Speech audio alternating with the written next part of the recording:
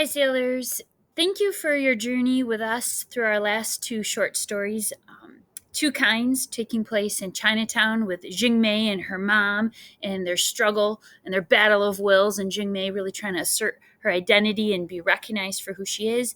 And then also with Lemon Brown and Greg and his dad not seeing eye to eye, and him getting mad and going off into that tenement and meeting Lemon Brown, and then recognizing the importance of family honor and just the tough love that his dad was really trying to show him. And same thing in Two Kinds. In the end, that piano, a huge symbol of forgiveness and recognizing the opportunity, the chance her mother was trying to give her.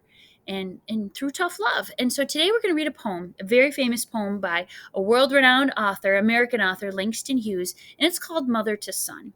And it's cool when we read Lemon Brown, it took place in Harlem, and then Two Kinds took place in Chinatown, San Francisco. We're going back to Harlem with Langston Hughes. So today we're going to learn about the Harlem Renaissance and also this famous author. And the poem is short, and then you get a chance. You're going to just be working with a Google drawing today and making some text to life connections. So big universal themes today. All of our stories are all about family sacrifice, family honor, appreciation, forgiveness, understanding, all of that. So our warm up today, I want you to think about your parent. And some of you might be raised by your grandparent, your aunt or uncle, your caregiver, whoever is that person in your life, that adult in your life. What is something they always say? What is something that is like a tagline, a keyword, a little piece of wisdom that's always kind of been there? And before you think about that, just a little clip for you from our guy Forrest Gump.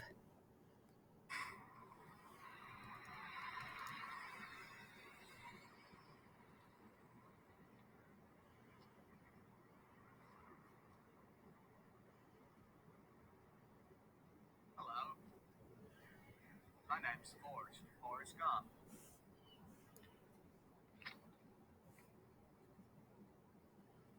Do you want a chocolate? I could eat about 1.5 million of these. My mom always said life was like a box of chocolates. You never know what you're going to get.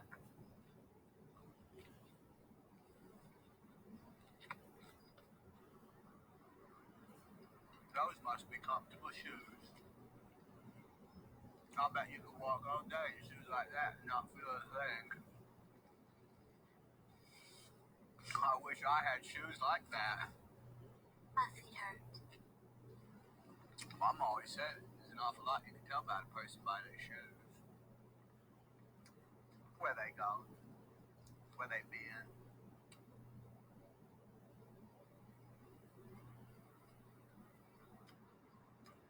I've worn lots of shoes. I bet if I think about it real hard, I could remember my first pair of shoes. Mama said they'd take me anywhere. All right. Mama said, Mama said. So I will pause. Go ahead and chat with your podmates or among your crew. What is something, a line, a tagline, a piece of wisdom, or just a repeated word or phrase that your person that you can echo in your head? Grandpa always says this. Mom always says this. Dad says this. Go ahead and share. Okay, because our poem today, this mom, she's given her son some words of advice, and this just really echoes and resounds with him. And so we'll get to that poem in just a second. But before we do that, we need to understand the Harlem Renaissance, this beautiful time, this explosion of African American literature and art and jazz and music and plays that happened in the city of or the neighborhood of Harlem in New York City. And so I'm going to invite you at this time to go to Google Classroom, and the mother to son posting really just has one item here for you to work with, and it looks like this. Mother to son, it's a Google drawing, and it just has a couple little text boxes for you to respond in for our work today, and that's it. So the first one is up here. According to this video that we're going to watch, what is the importance of the Harlem Renaissance? You can just put your cursor right here and then respond. So I will pause, allow you to pull this up, and then just be ready right here in the first box, and then we'll watch our clip.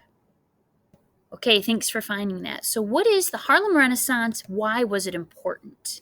Here we go. Have you ever wished you could take a trip back in time to see what your life would be like in another era? Well, get ready, because the journey begins now. Today we're going back to New York City in the 1920s. It's an exciting time. World War I has just ended. America's economy is booming. You live in the northern section of the city in a neighborhood called Harlem. The streets buzz with energy and life. Coffee shops, theaters, and nightclubs line the avenues. Your parents go out dancing on Saturdays to a kind of music called jazz. A new dance called the Lindy Hop was just invented here. On Sundays, you love watching people dressed in their best clothes walk up and down the wide sidewalks with confidence and pride. But like most African Americans living in Harlem at this time, you weren't born here. You were born in the South, where segregation was the law of the land. Segregation was a racist practice designed to keep Black Americans from participating equally in society.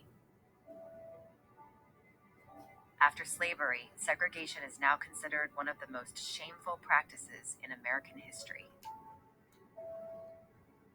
Black Americans were forced to attend different schools, eat at different restaurants, even drink from different water fountains.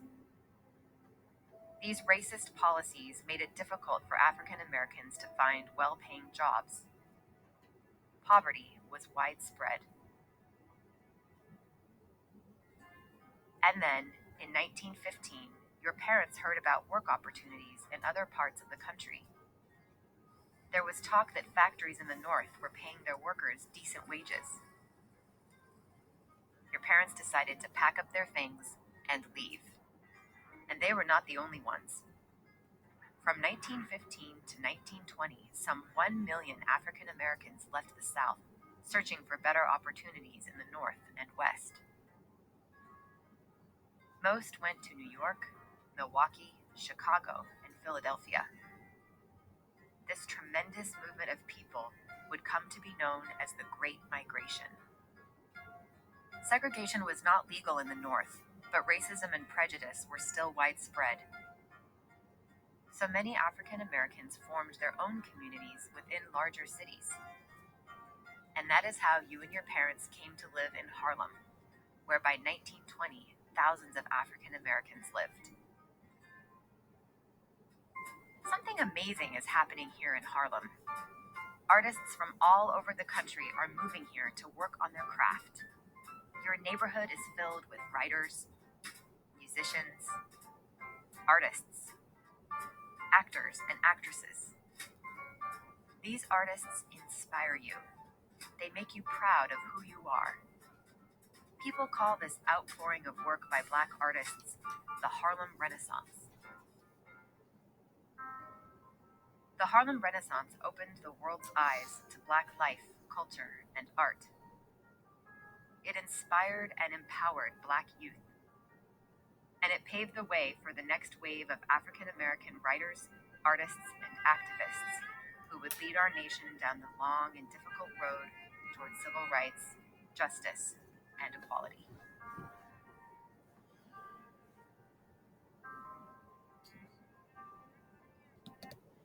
All right, so good. So think about what you just learned in the video, the Great Migration. Escaping the segregated South, Blacks come north for work, 1 million of them. And not that it was like this idyllic paradise, because there's still racism and prejudice, and there still is today. But flocking to these cities, they were able to establish their own communities. And for the first time, their craft was able to be celebrated in this awesome explosion of Black artists with jazz and theater and writers, and just their culture was just really celebrated.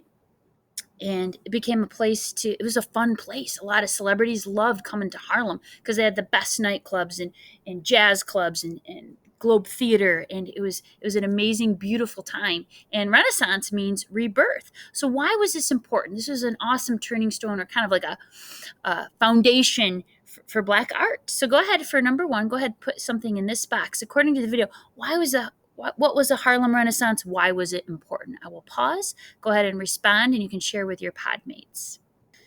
So Langston Hughes, our author of Mother to Son, famous poet, he was part of the Harlem Renaissance. And so we're going to watch a little video about him now because he's important, and you'll read about him definitely in high school and in college. And today we're going to read his famous poem, Mother to Son. So who is Langston Hughes?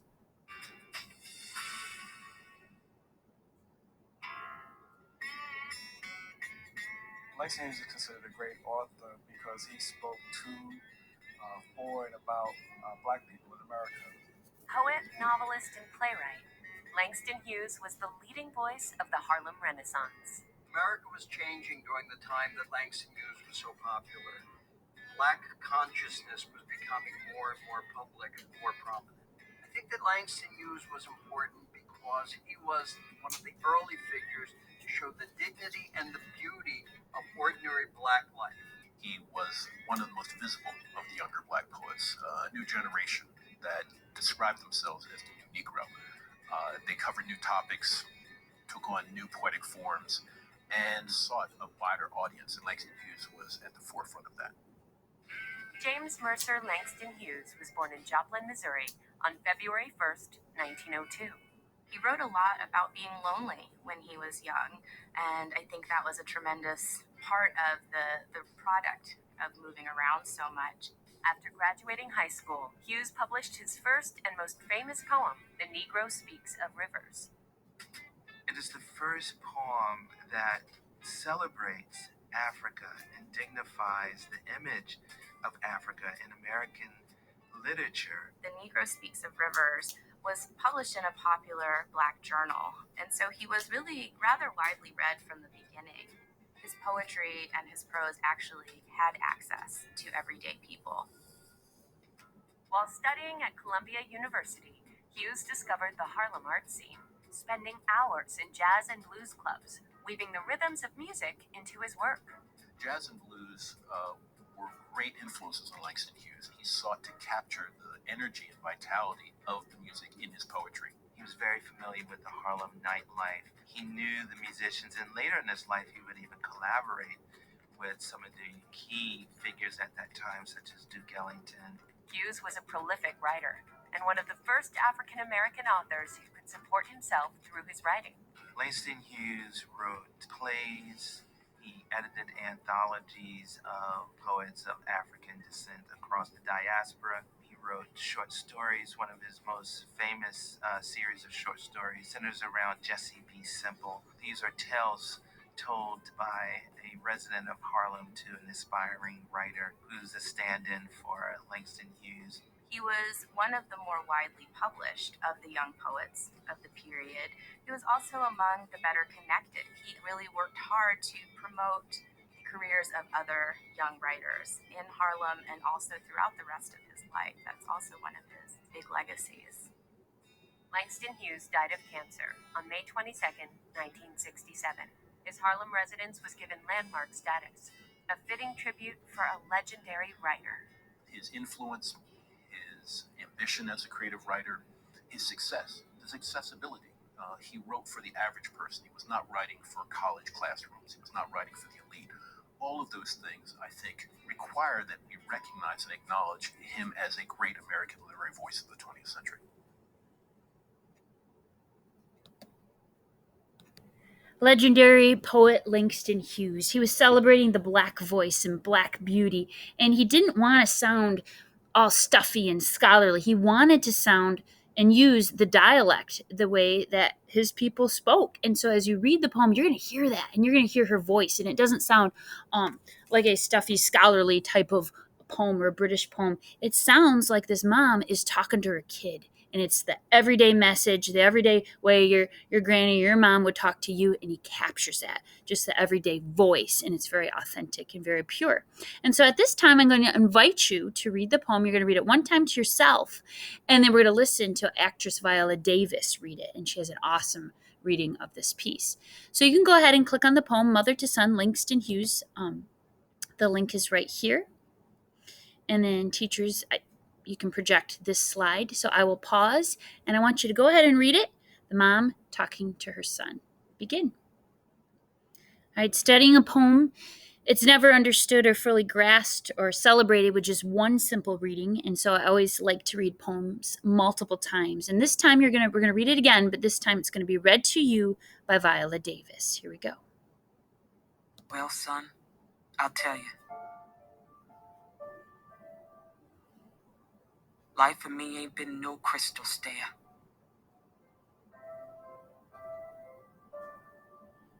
It's had tacks in it. And splinters. And boards torn up. And places with no carpet on the floor. Bare.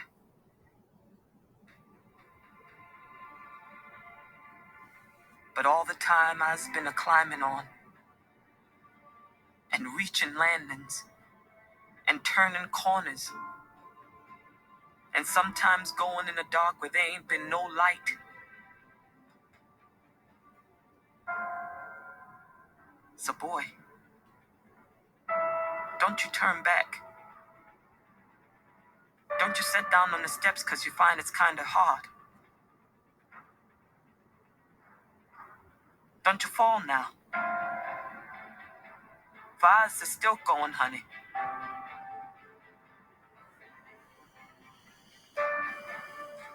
Eyes are still climbing.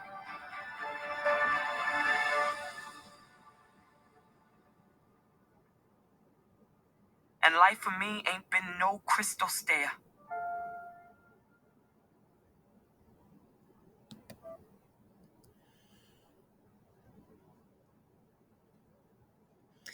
And so, as we've journeyed with Walter Dean Myers and The Treasure of Lemon Brown, Amy Tan and Two Kinds, and now Mother to Son from Langston Hughes, we have this message from parents who have had rough lives, parents who have had many challenges, and they look at their kids, and they've got a lot of expectation, a lot of hope, a lot of message of resilience, and you keep pulling yourself up by that bootstrap, and you just keep on keeping on. And so, with your Google drawing, I want you to, let's go ahead and explore the thinking that we're going to do with this poem. And then we're going to make a text to life connection. So right here, number one, the first one is the stairway metaphor. Life for me ain't been no crystal stair. What is her message? She has this extended metaphor that continues through the whole poem. And what it's got, it's boards torn up and there's tacks. Why? What is she saying about her life? Explain that metaphor. Really want you to unpack that for number one. Number two, text to text connection. We saw Greg's dad in Lemon Brown. He had to drop out of school real young, had worked so hard to pass the test to become a postal worker, and he's hard on his kid about his math grades, right? And Greg sees this as kind of like this rejection and this judgment, but the guy's being tough for a reason, tough love. Same thing in Two Kinds. The mom is scrubbing old Chong's toilets and sinks and cleaning that apartment to give her kid an opportunity, some piano lessons, and she's so hard on her. And we know why. Right? She wants good for her kid. She wants opportunity. Same thing here, mother to son. It's not a cozy little cushy message to her son. It's about, don't you sit down. Don't you sit down because it's kind of hard. You got to keep on keeping on. So in all of the stories, what is true about the parent characters' pasts? What is true about their hopes, their expectations? So take a think there. And then finally, number three is very personal. The person who's raised you, I want you to consider their life. Or if you consider both people, if you have two people in your life, what are some adversity or some hardships that this person has handled? Maybe your parent has gone through divorce. Maybe they've gone through loss, losing maybe a child, losing their own parents, having to move, having to start over with different jobs, having to overcome any kind of addiction or pain or injuries or surgeries or health battles. Parents, they sacrifice and give a lot, and we've seen that through literature in all these stories. And so I want you to think about maybe you don't agree with them right now. Maybe you're in a tough place in your relationship with this person right now, but I want you to at least recognize from their perspective, what has life given them that they've had to weather? What kind of storms have they had to fight their way through? And I think that's important. And lastly today, in this heart, what message of gratitude would you like to express to the person who's raised you? And then after you've done that, Text to Life Connection, encourage you and invite you to take it a step further and actually send an email or a text or a handwritten note, or find time in today's day face to face to let them know your appreciation. All of the kids in the literature we've read, they've eventually found gratitude, understanding, forgiveness, perspective from their parents' battles and their parents being tough on them and wanting the best for them. So I'd like you to do the same. Find some gratitude and a message of thankfulness to give to your person who's provided for you. So thank you for journeying through these 3 literature units with us. It's been a joy, and I really look forward to your responses today on this piece, and enjoy it. Thank you.